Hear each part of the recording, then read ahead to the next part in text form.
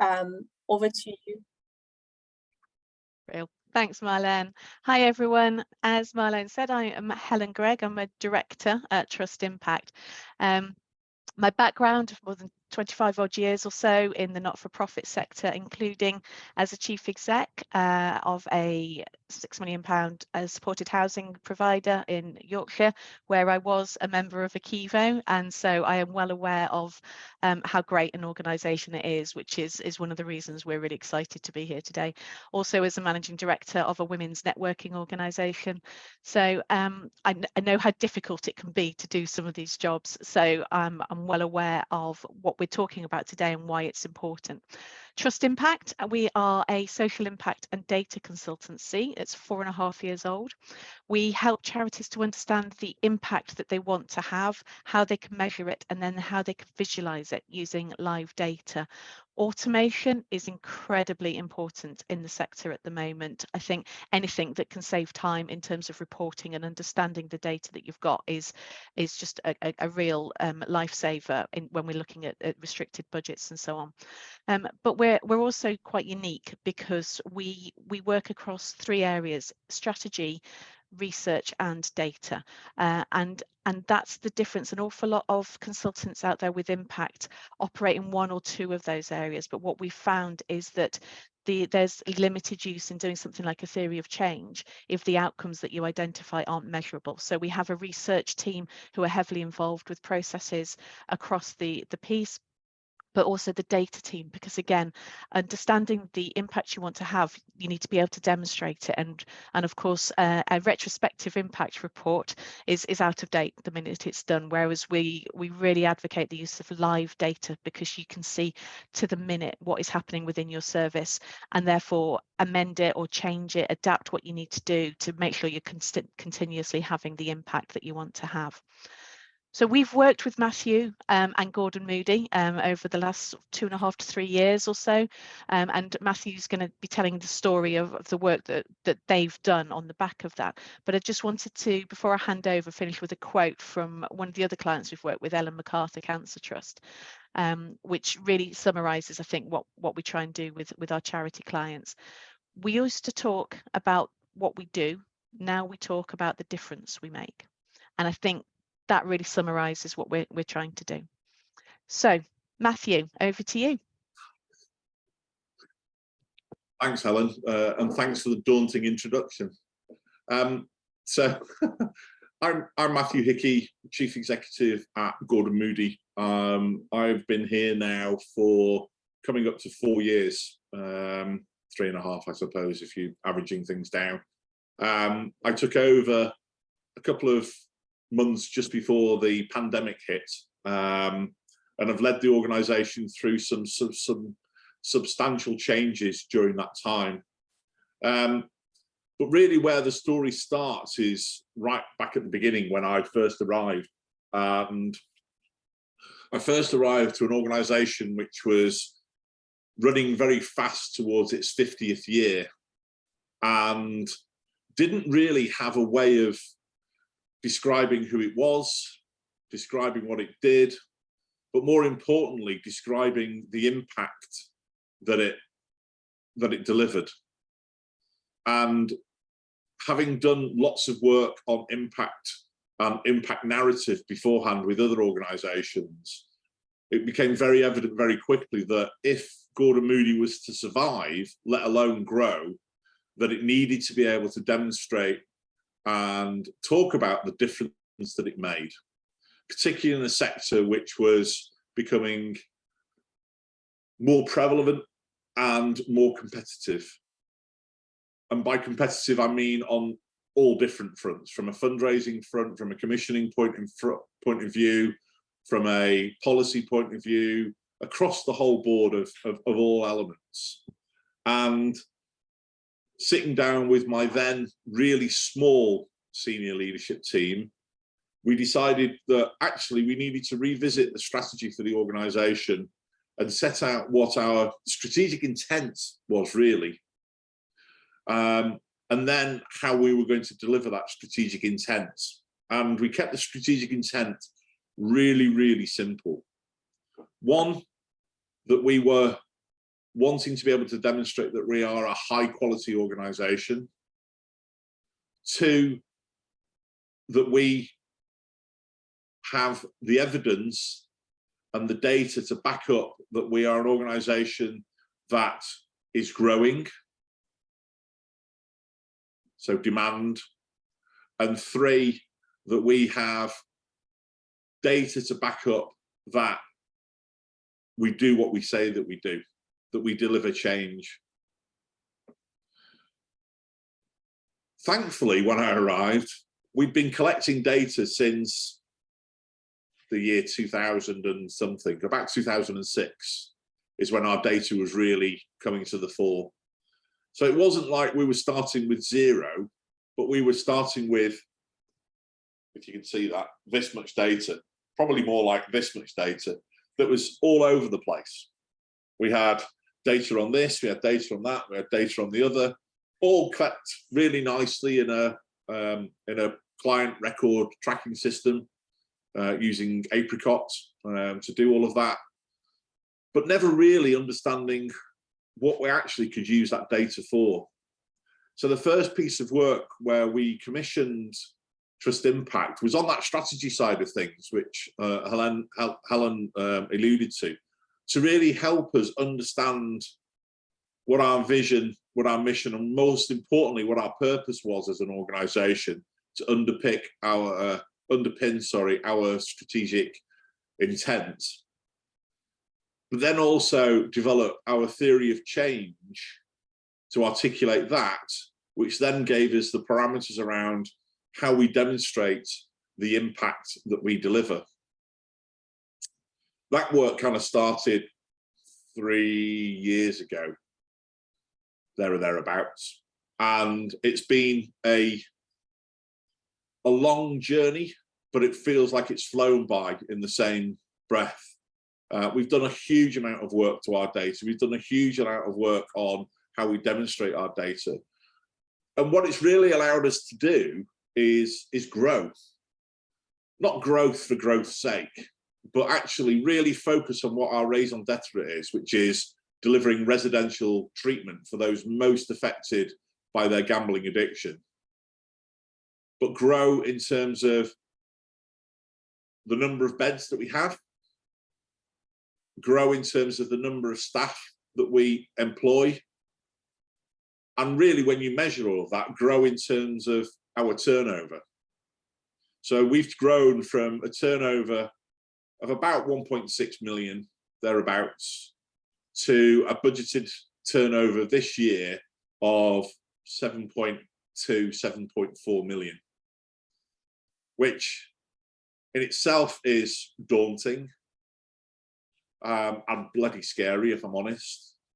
But also has been based on fact, has been based on us being able to articulate and tell our funders, our commissioners, our marketplace, why we are suggesting what we are suggesting and what the evidence base is behind that. So really, we've used our data and we've used our data visualization to inform all levels of the organization.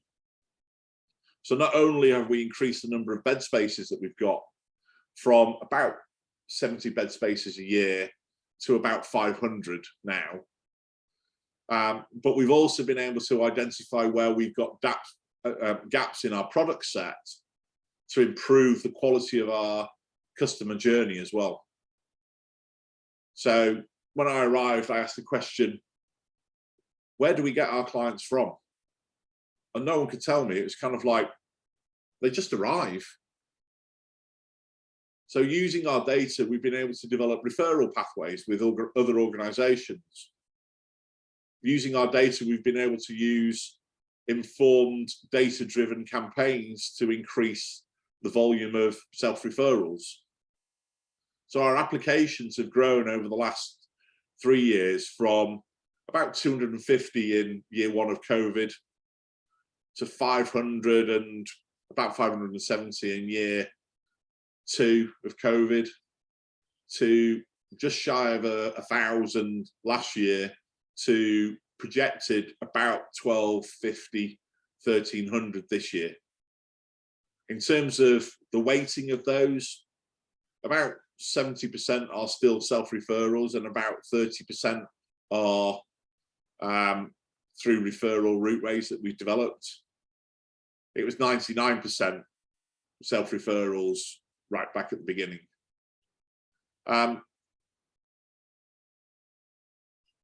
Most importantly, though, our narrative has become fact-based.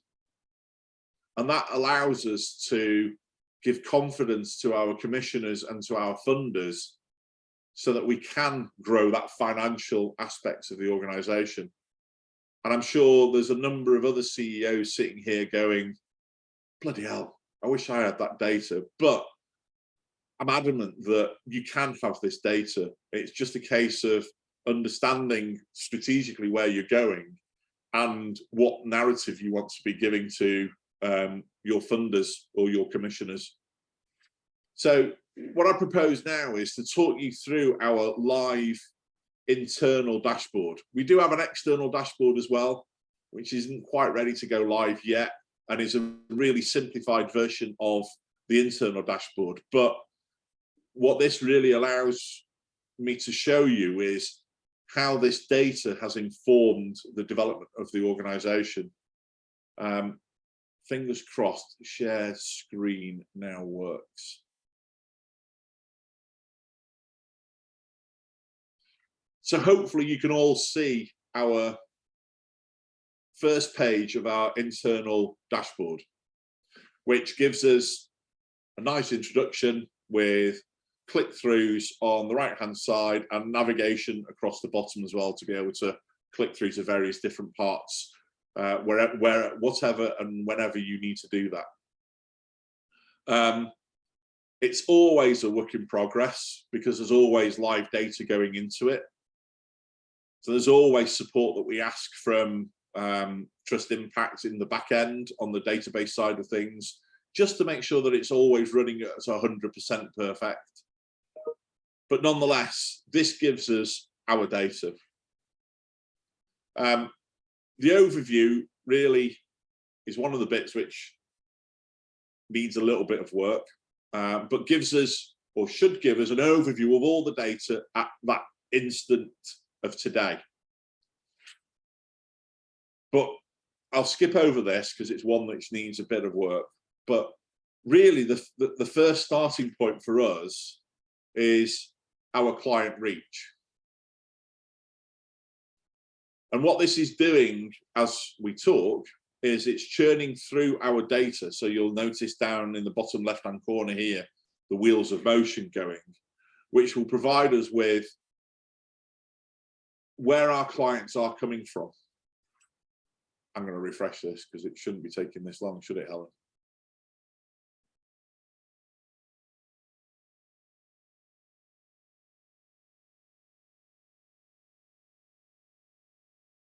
So this provides us with a heat map of where the distribution of our clients have come from the 20th of February through till the 4th of the 10th, which obviously we've not gone to. And I can adjust this and change it for any parameter I wish of date. And it will give me at that time, that's probably the wrong way to do it. And I'll change that to there. To provide data of that instant at that time. So you'll see from this date range from 2018 to 2022, the heat map is a lot lower, as in not as much penetration, which really reflects the volumes of clients that we've seen. If I then move this again to the latest date, the heat map intensifies, and I'm able to select whether that's just males or just females or any category that we've set in the gender for that. Again, I can set that for age ranges, to show where different age ranges are coming from, but also the weighting of where those are distributing. And it provides me really with where are our clients coming from, but also it helps inform where do we locate our services? Where do we actually put a physical location for our services? So we noticed that there's very little penetration going over on the east of the country. Well, we know that there are massive areas of deprivation and massive areas of gambling addiction happening over here. What can we do about that? What do we do with our marketing campaigns? What do we do with our engagement plans to really drive into what's going on in the east of England, for example? Moving on, this really is our live data as we speak at this moment in time. So from the beginning of the year, we can see the number of applications that we have received and when those applications are received and what the weightings of those are per month.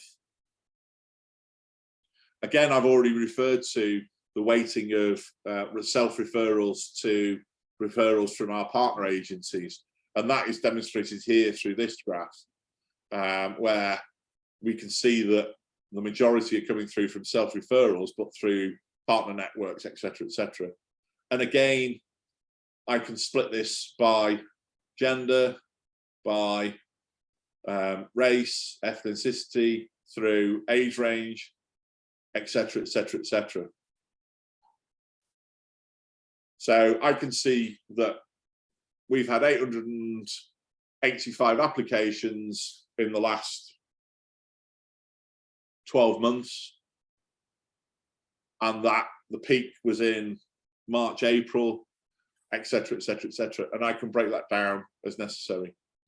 The mapping across the bottom here of the tabs really aligns with our customer journey.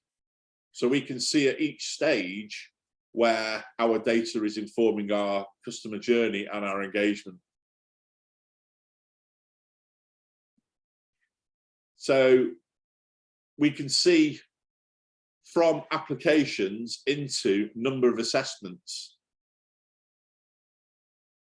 And what that allows us to do is to interrogate why we are saying no to somebody, or why we are saying yes to somebody, or why we have said yes, but actually referred them out of the organization to elsewhere.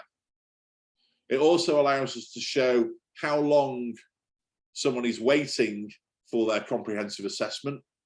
And we have set ourselves some KPIs over reducing this down.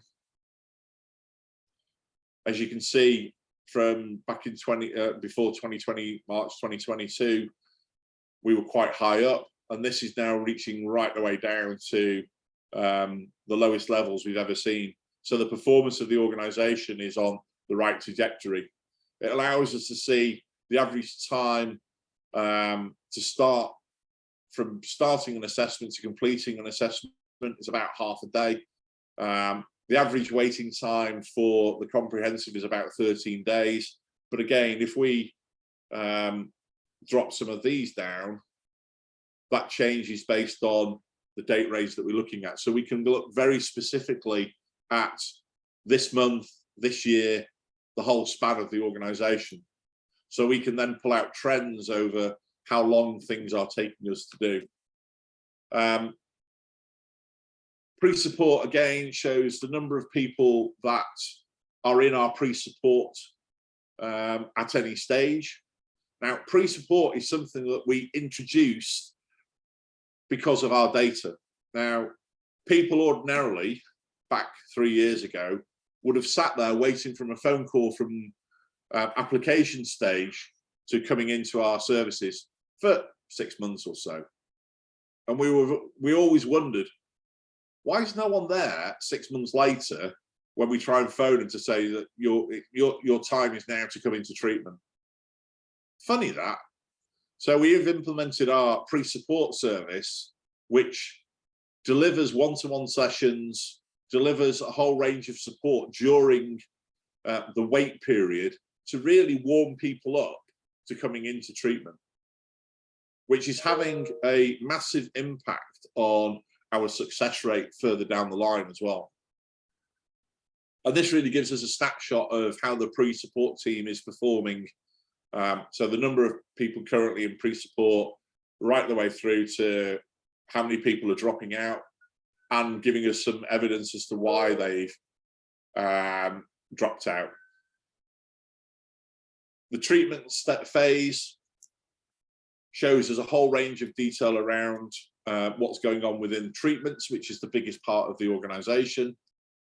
And again, we can cut that by location of our physical locations and our programs, through to male and female, ethnicity, age group, date ranges, etc., etc., etc. Again, we can do that for our bed occupancy. So we can map how many beds are filled at any one time, how many beds are available, etc., etc. Again, we can do that for our recovery houses, which is step down accommodation for post-treatment. Our discharges for completed and not completed. And then those people that are in aftercare, so post-treatment support and attendance along that, etc., etc. What it also allows us to do is show the performance of the organisation in its entirety. So this screen really be able to provide us the profile of when people start treatment with us and where their PGSI score is. Now, PGSI is the Problem Gambling Severity Index, so how high they are on their severity. And basically anyone above the score of 8 is in crisis. Anyone above a score of 20 is suicidal, is the easiest way of describing it. And it really shows us the performance of our services over a period of time. And we can then balance where our programs have improved in performance year by year as well. And this is really great, particularly on the fundraising, the commissioning side of things, to show the overall impact that we have as an organisation. And actually we can then compare and contrast this against our competition as well. So we use live data today to show how we are comparing and contrasting against our organisation against our competition at any time. Again, a different way of cutting up the data from the previous slide. And this really shows the number of people with suicidal thoughts, which helps again informing some of our data and program design. Then we move into data quality, about how our data is being used by our staff. So this is about checking on that, ensuring that our staff are keeping things up to date in the back end, which helps. On the recording, is it able to take that bit out, please, before it goes live? Yeah, but nonetheless, that gives you a real good overview of how we have interrogated our data and brought it alive through the experts at Trust Impact, who have really drilled into our organisation, who've really drilled into understanding our data, who've really worked with our clinical team and our operational teams to unpick what our data says about the performance of our organisation at any time. For me as a CEO, it gives me total confidence in our programs, the quality of our programs. It allows me to report back to our trustees instantly if they have any questions about the organisation and where we're at. The next steps for us is, how do we put this live dashboard next to our live financial dashboard, next to our live HR dashboard, next to our live marketing dashboard, so that we have all of this data on one slide that you open up every single morning. You can see at a snapshot how the organisation is performing in its entirety, which is data that we share across the whole organisation, so that we have total transparency in line with our values, so that anyone can see where we are at in the organisation at any stage. And on that note, I'm going to have a slurp of tea because I've got a really dry voice, but I'm sure there are some burning questions out there, which myself and Helen are more than happy to answer.